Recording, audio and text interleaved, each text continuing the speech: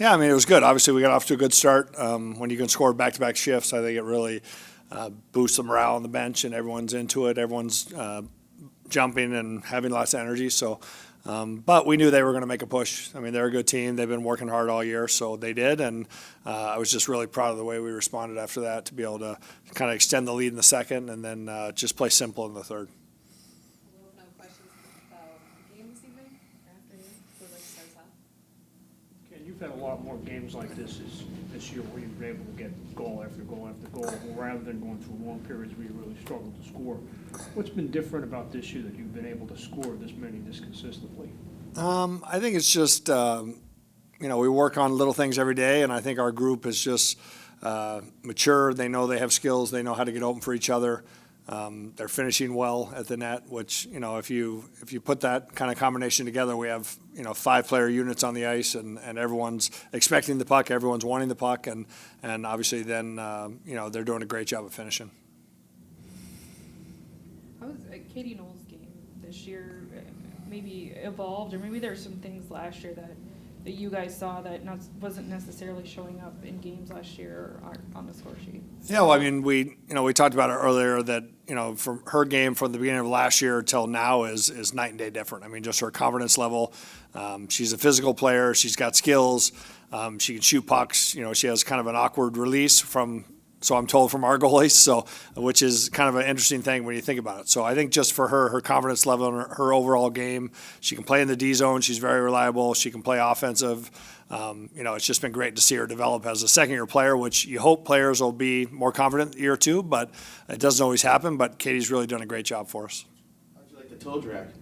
It was pretty filthy. I don't know. That's not something I would ever have in my repertoire for sure. So I was impressed. But I mean, obviously, to me, it was how quick she got it off. She beat somebody, and then she got it off before the goalie could get set, which greatly improves your chances to score. Kelly mentioned last game you guys are missing a little bit of energy in the last two games that went to overtime. So what do you think you noticed that, had everyone recapturing that energy that you saw in that win over Seattle a couple weeks ago? Yeah, I mean, the season gets long. I mean, we're in the middle of it right now, but we know how important the points are. So I just think, as professional athletes, some days they feel really good and other days they don't. Like, they're getting beat up. It's a very physical game. We've had a bunch of games this month, and so I think, all the things considered, we're hoping to have more energy games than less energy games, but today it was really great the way that we responded. How nice was it to just these last couple against New York, which is a team that's maybe had your number a little bit the first couple of years, and how nice to just get a couple of wins for, and the scoring depth too, for some confidence. No, it's good. I mean, it definitely. Like somebody said that to me before, that last year we struggled against them, which I wouldn't have thought that. I know a lot of games went to overtime, but, it just, to me, they're playing hard. They're a good team, and our league is so close. It doesn't matter what team you look at. If you don't play well, you're not going to win. So if you need to bring your game against all 8 opponents, and you're ready to go. Any final questions for Ken? Thank you. All right, thank you. Press conference. I just wanted to take the time to recognize, I think, what's been happening in our state with, Alex and Renee, thinking about their families. It's obviously really heavy. I think people have been asking a lot, I think, of us, what it's like to represent our state and our country. And I think what I'm most proud to represent is, the thousands, tens of thousands of people that show up on some of the coldest days of the year to stand and fight for what they believe in. For the people that, it might not really truly affect them on a personal level, but it affects their neighbors, it affects their communities, it affects our community as a whole. And I think it's just really important to acknowledge that we're really lucky to be able to get to play this game. And I'm really happy that, people showed up today and hopefully provided them a couple hours worth of joy, community, togetherness. And I think it's just really important for us to acknowledge, what's happening in our community, but also the amount of hope and strength I think that the people of Minnesota are showing and standing up for what's right amongst the unnecessary and just horrifying things that are happening. Thank you, Kelly. We'll now open up the room to any questions about the game. Taylor, do you have Thanks for talking about that, Kelly. I know that couldn't have been easy. Taylor, do you have any thoughts on that same subject? Yeah, I feel like Kelly said most of it. Like she said, we want this to be a safe place.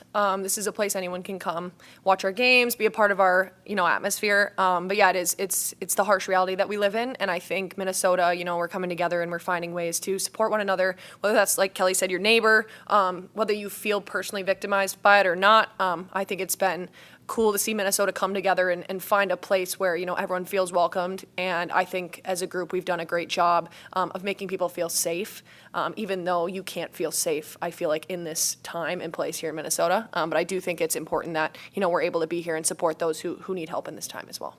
How much has it been talked about in the locker room, particularly over the last couple of days? Could we please focus the questions now? What's that?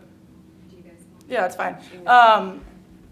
Honestly, I think it's something that it's hard to, like, I was thinking about it a lot today, seeing a lot of the videos that have happened, and I think everyone I think what I've learned over the last, few years, unfortunately, this isn't the first time something like, has happened. What I've learned over it is that everyone handles it differently and processes it differently. And I think that's the hardest part about it is for us, again, like it's for everyone, right? Like and you see people, it's hard for people to go to work right now, right? And I think for us, again, so much of what we do, we're very lucky to get to play a game for a living. And I think, again, it's just trying to find ways to, if people want to, in our room want to talk about it, and if people don't, they don't. And I think that's something that you have to respect. I just thought it was really important to, again, I hear it from our fans, and I know that they're speaking, I think, on behalf of a lot of people, around the state right now, and I just thought it was important for us to acknowledge that we support that message as well. But ultimately, I think, again, just the small moments where we can recognize that, well, we're lucky to get to do this, and there's far more important things, I think, happening outside of our space. Any further questions? Any about this afternoon? Taylor, just as far as, getting off to the quick start, 2 goals in 12 seconds, and you, I think, 5-game point streak for Kendall as well.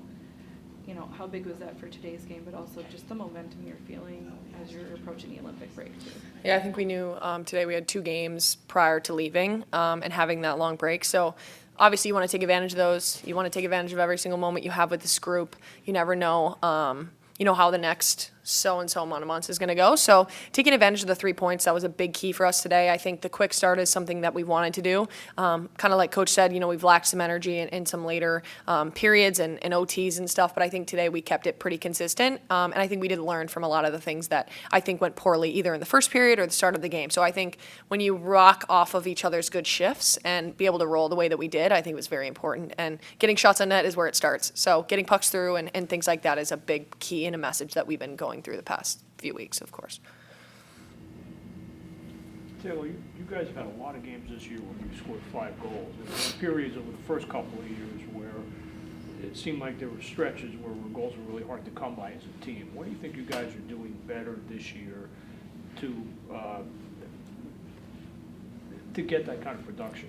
Yeah, I think it's kind of twofold. I think one, we're able to kind of settle in. I think the first year, it's a lot of excitement. It's 6 teams, the best of the best, limited roster spots, and just kind of getting used to it. And I think for the next, 2 years, we've really been focusing on like what we bring to the table. Obviously, you want to focus on your opponent. There's expansion. You can talk all the bad things you want about that kind of stuff, your friends getting picked to other teams, things like that. But I think it's just when you focus on yourself, and I think as a group we've done a great job of just rolling through whoever we have, whoever's ready and on the bench, whether that's, this line, that line, like they know they have to go out there and play their best game for us to win. And I think that's what we've been getting. It's the consistency, it's the shots on net, not just trying to make the best play, but making the play that's there. And I think we've done a great job with that.